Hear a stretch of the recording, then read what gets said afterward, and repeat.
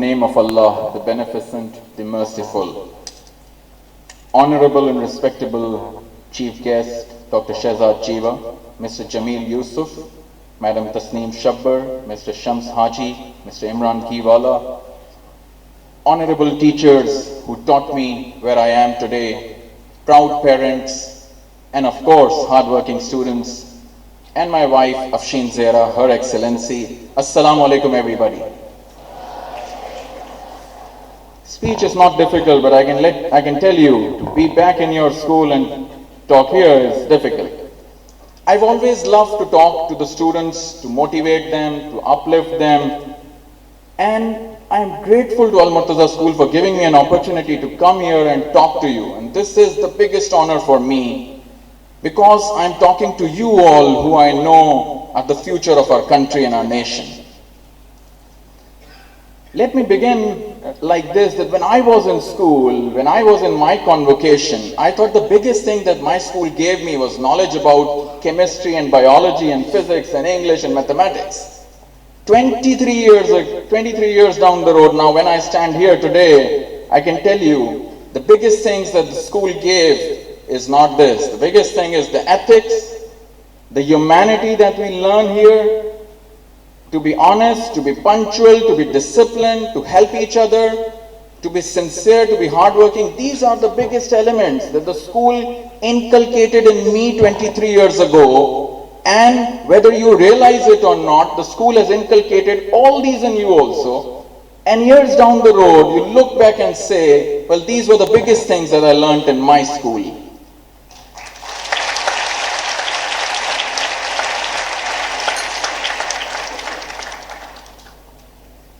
So, I told you it's not easy to talk here on this podium when you're in front of your school teachers.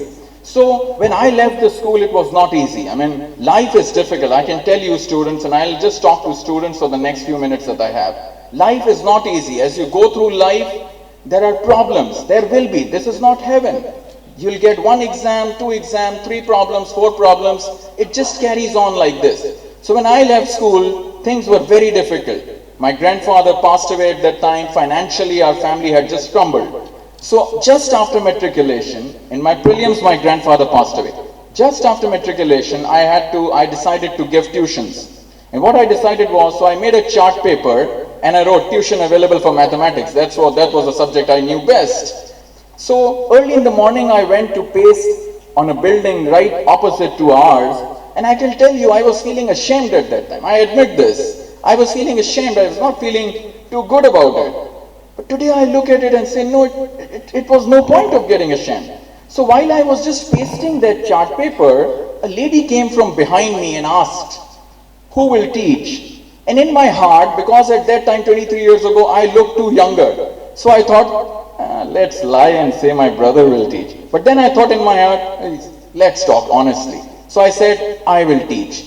And she said, okay, I want to get my daughter taught with you. I was just pasting that chart paper. 2 sides of it were pasted. I still remember. And I told her, please wait, give me 2 minutes. Let me just paste it. So you see, before I could have even pasted that chart paper, a job was ready. I mean, what I learned right from there, and I have examples, but I cannot quote, I don't have time. You have to be honest, you have to be hardworking, you need to go in a straight line which you need to understand. So life will pose challenges to you, but keep your ethics right there on the top. Be on the top. So what do you think is most important to earn in life? I mean, you see, you become now you have done your matric, you do your inter, you have a goal. You need to become a doctor, an engineer, maybe something else, a teacher, which is an extremely noble profession. But I think the goals sometimes just get to become what you need to earn. Where is more earning? This is what has happened in the recent times. Now, earning will come to you. God has promised you that what you will earn will come to you. You don't need to rush after that. You need to rush after something else. The biggest thing that I would advise you, 23 years being senior to you, is earn respect and dignity. Because this is not what you can get with money. And I can tell you, those who are sitting bigger than you, elder than you, know it, that you need to earn respect and dignity. And even when you're earning, and we all need to earn, of course, But whenever you go in life, challenges will come from here, there, everywhere. And a good person will get even more challenges, I can tell you. So when you are earning, there are two ways of earning. I mean, there is a correct way of earning, which is the halal way, and there is an incorrect way of learning, which is the haram way. So, what do? I mean, sometimes you will be tempted. Life will try to derail you from the straight path that you are going. It will do its best to get you off track. That is what shaitan is doing actually. We all know that. So, in those troubling times, try to maintain that correct straight path. Don't be tempted to go to the incorrect path. That may be short, but that's not durable at all. Go in the correct path, because that is going to take you exactly where you are destined to go and where the school wants you to go actually. Again, when you are living, family is extremely important. I mean, I have seen people brilliant in education, pathetic in families. Don't be like those. Be the one who's maybe not the first position holder in times, but take your family along. Your parents need time. Your siblings need time. When you get married, your spouse will need time. Take everything along. You may not be the best academician. You may not be the best student, but be the best human. Take everyone along with you. And as I say, take everyone along with you. It was 2005 when my mother passed away. That was the time when I was going to the United Kingdom, and I was fond of UK and US. I just love it. Still today I love those countries. I'll be honest, right? So I was just leaving for the United Kingdom when my mother passed away, and then I thought, why? I should not go. My father is still here. I live here. In 2014, my father also passed away. And then I could have gone. But I thought, no, I should stay here. This country has given me everything. I should stay here, sit here. Me, my children, my wife, we should love this country. We should stay here, serve Pakistan. And I request you all, and I urge you all to stay here. The cream should not go outside. Go out to study and learn, but come back and serve this country. Pakistan in near future, they need you. They need qualified people actually.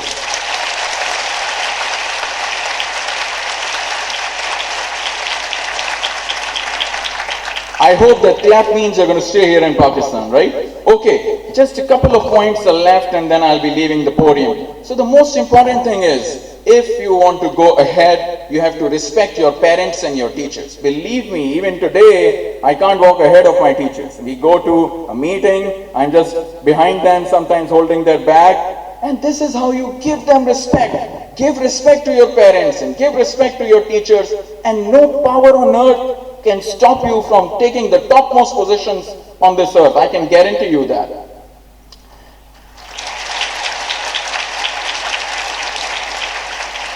And then as life passes, and I can tell you, life will keep post challenges. My dear students, it will tempt you, it will make you forget everything. Don't forget your ultimate goal, and your ultimate goal is not life. It's the hereafter that we are all working for. So whatever you are doing, keep that hereafter factor in your mind. Whatever. I being a doctor, I know that whatever patient gets better, he smiles, I'm making my hereafter. I know it. That's how I make my hereafter in my day-to-day job. So find a solution to this. You need to make your hereafter. And then sometimes you all are ambitious. I want to do this, I want to do this, I want to do that. And we think, tomorrow I'll take admission in this college. Once you're in college, you're thinking about university. When you're in university, you're thinking about marriage. But when you marry, don't think about second marriage. Right? My wife is sitting here. Just a joke, right? Okay, so you see, humans are ambitious, but enjoy the present. Sometimes we just keep looking at the future and we don't enjoy the present. Now, this is your present. This is your day. Enjoy it. Those of you who have your parents at home, go back home, hug them, kiss them, love them, because you may not necessarily have this chance always. With this, I think that wherever I stand today, it's because of the school. It's because of all those traits that school had inculcated at me. And I, with the bottom of my heart today, I've got this opportunity. I thank Mr. Jamil Yusuf. In those days, I used to see him walking and doing everything in the convocations. And today when I entered, the first person I saw from my car was this gentleman. Please give him a very warm clap. He deserves it.